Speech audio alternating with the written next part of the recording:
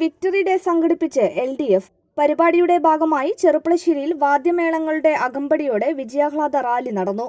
CPIM area secretary K. Nandakumar പരിപാടിയിൽ മുഖ്യപ്രഭാഷണം നടത്തി. ഈ ചെറുപ്പളശ്ശേരിയില് ഇടതുപക്ഷ ജനാധിപത്യ പ്രസ്ഥാനത്തിന് തോൽപ്പിക്കുന്നതിനു വേണ്ടി കച്ചകെട്ടിയ പ്രവർത്തനമാണ് UDF-ന്റെയും BJP-യുടെയും ജമാഅത്തെ ഇസ്ലാമിയുടെയും നേതൃത്വത്തിൽ നമ്മുടെ നാട്ടിൽ നടന്നത്. കേരളത്തില് എല്ലാ സ്ഥലങ്ങളിലും ഇതേപോലെ തന്നെയാണ് ഇടതുപക്ഷ ജനാധിപത്യ പ്രസ്ഥാനത്തിനെ പരാജയപ്പെടുത്താൻ ഈ കൂട്ടുകെട്ട് അക്ഷീണം പ്രവർത്തിച്ചത്.